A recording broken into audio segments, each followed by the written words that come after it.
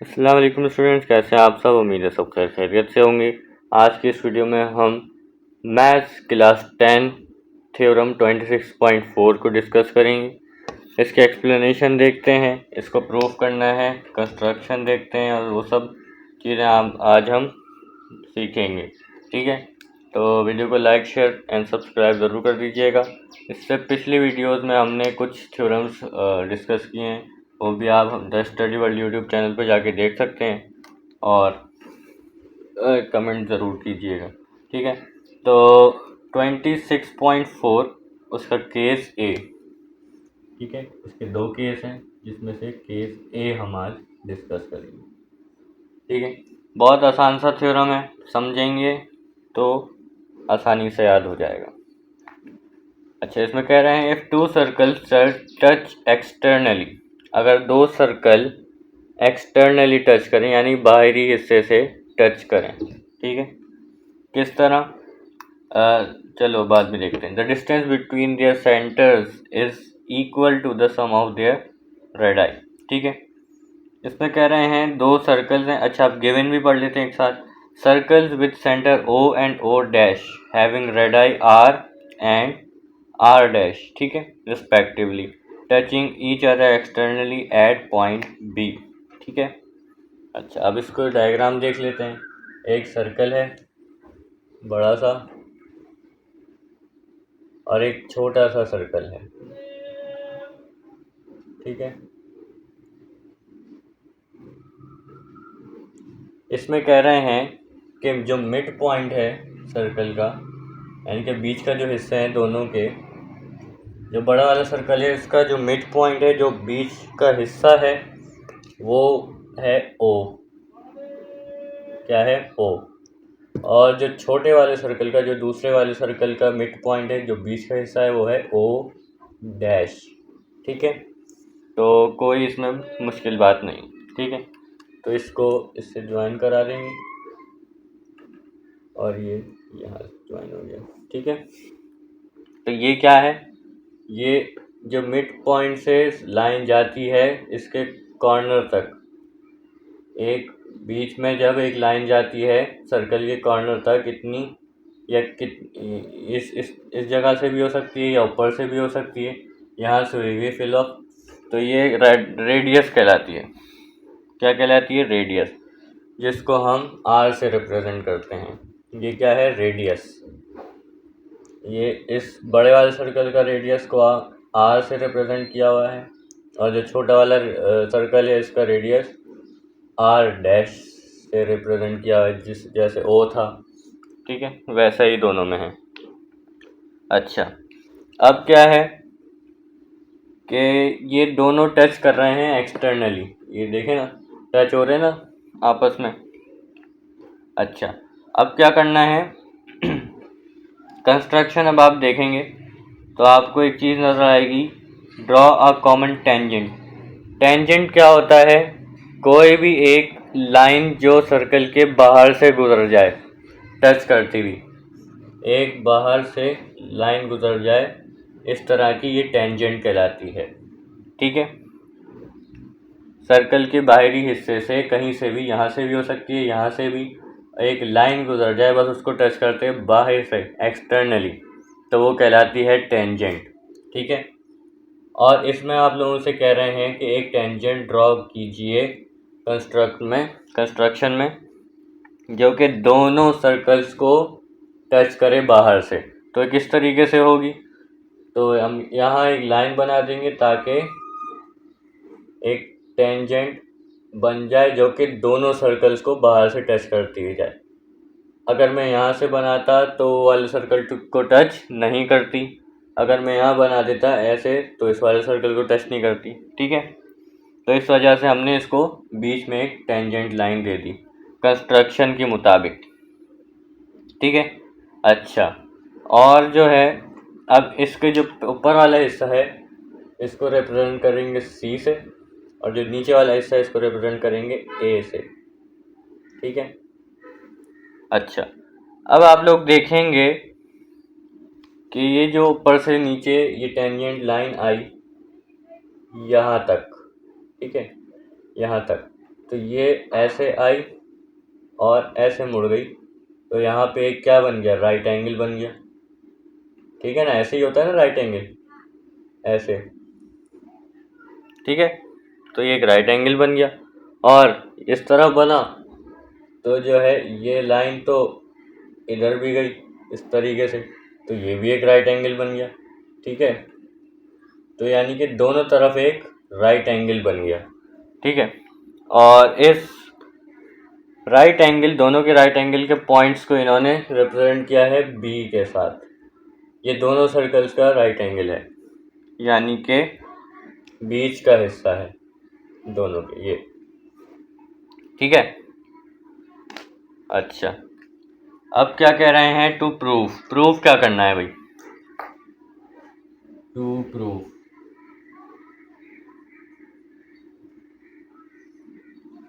Measured M यानी measured ओ। ओ क्या है, बड़े वाले सर्कल का मिड पॉइंट, बीच का हिस्सा। और ओ डैश, ओ डैश क्या है, छोटे वाले सर्कल का मिड पॉइंट, और इसके ऊपर ये बार। ठीक है, इज इक्वल्स टू रेडियस यानी कि बड़े वाले सर्कल का रेडियस प्लस आर डैश यानी कि छोटे वाले सर्कल का रेडियस। ठीक है, ये प्रूफ करना है। ठीक है, तो प्रूफ करते हैं, आगे चलते हैं। किस तरीके से होगा आप समझते हैं। स्टूडेंट अब प्रूफ करते हैं। इसमें सबसे पहले आपसे कह रहे हैं कि ओ बी इंटरसेक्ट, ये जो बना हुआ है स्टेटमेंट में, सबसे पहले ओ बी इंटरसेक्ट का साइन बना हुआ है। ठीक है, ओ बी ने इंटरसेक्ट किया ए सी को, किस तरीके से, ओ बी इंटरसेक्ट ए सी। ठीक है, so measured angle O B C बराबर है 90 डिग्री के। ये है फर्स्ट इक्वेशन। ठीक है, अच्छा अब इसमें क्या कह रहे हैं, अब ये समझते हैं। ठीक है, सबसे पहले ये देखें, O B intersect A C. O B कहाँ है, ये देखें, ओ और ये बीच का बी। ठीक है, ये बी है। ओ बी ने ओ से लेके बी तक, ओ बी ने ए सी को इंटरसेक्ट किया। ये लाइन जा रही थी तो ओ बी ने इसको बीच में से इंटरसेक्ट किया ना, एक लाइन ऐसे जा रही है और एक ऐसे, तो ये हो गया इंटरसेक्ट बीच में इधर। ठीक है, तो ओ बी ने इस तरीके से इंटरसेक्ट किया ए सी को, यही कह रहे हैं। So measured A B C is equals to 90 degree, sorry O B C is equals to 90 degree. Measured O B और ये सी, ये बात हमने पहले भी डिस्कस कर ली थी कि O B C right angle बना रहे हैं, तो ये कह रहे हैं measured angle O B C is equals to 90 degree बनाना। ठीक है, अच्छा और इस तरफ लिखा हुआ है tangent is perpendicular to radial segment. अच्छा, मैंने आपको बताया था टेंजेंट क्या होता है, जो सर्कल के को टच करते हुए बाहर से निकले। ठीक है, तो ये टेंजेंट है, और परपेंडिकुलर है ये, यानी कि सीधी लाइन जा रही है two radial segment. Radial segment क्या होता है, जब भी दो सर्कल के रेडियस, ठीक है, रेडियल यानी ये इसी से निकला है, रेडियस से, दो सर्कल के रेडियस के बीच में जो टेंजेंट लाइन जाए तो ये रेडियल सेगमेंट कहलाता है। ठीक है, अच्छा अब नीचे आते हैं, ओ डैश भी। अच्छा, ये सेम ही है, दूसरी जो लाइन है, ठीक है, वो सेम ही है, बस क्या है कि ओ के ऊपर ओ डैश लगा दिया है, O dash B intersect A C. So measured angle O dash B, ये भी बराबर 90 डिग्री के। ठीक है, जो बात यहाँ थी अब वो इस सर्कल की बात कर रहे हैं।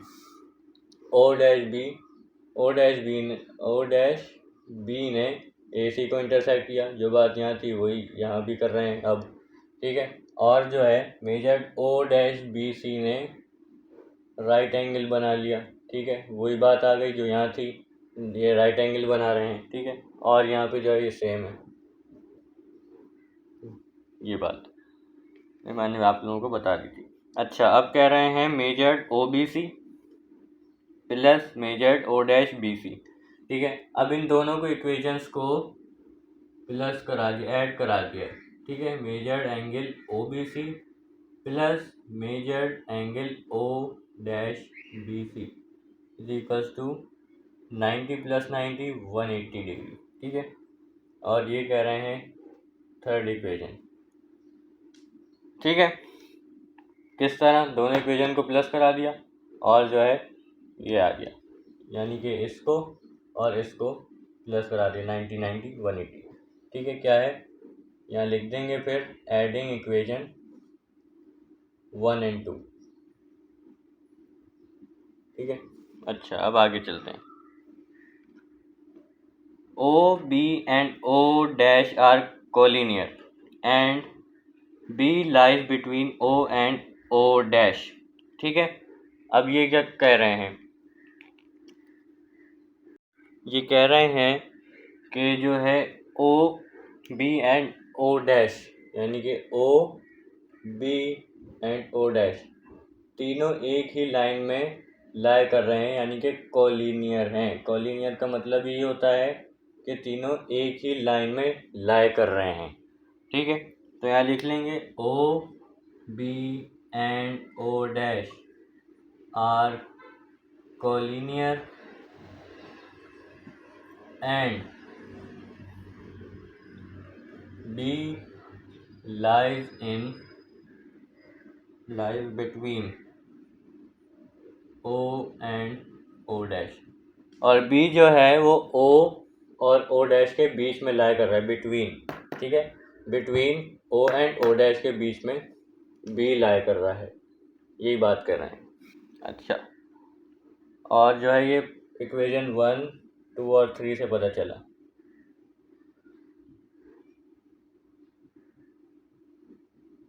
ठीक है। B देखें बीच में ही आ रहा है ना हमेशा, तो ये इस तरीके से कह रहे हैं। अच्छा, अब क्या कह रहे हैं कि measured O B plus measured O dash B बराबर है मेजर्ड ओ डैश के, ठीक है। कि मेजर्ड ओ बी जो है ओ बी और ओ डैश बी को अगर हम प्लस करें ओ डैश बी को, ठीक है, तो क्या आ जाएगा मेजर्ड ओ डैश, ठीक है। यानी कि इसका फासला और इसका फासला दोनों क्या हो जाएंगे बराबर, क्योंकि बीच में तो बी ही आ रहा है ना, ठीक है। तो क्या हो जाएगा कि measured O B plus measured O dash B बराबर है मेजर्ड ओ डैश के, ठीक है, बाय डेफिनेशन। और जो है बस याद कर लीजिएगा बाय डेफिनेशन का क्या मतलब है, ठीक है। और जो है अब नीचे आ जाते हैं, तो जो है ये हमें प्रूफ हो चुका,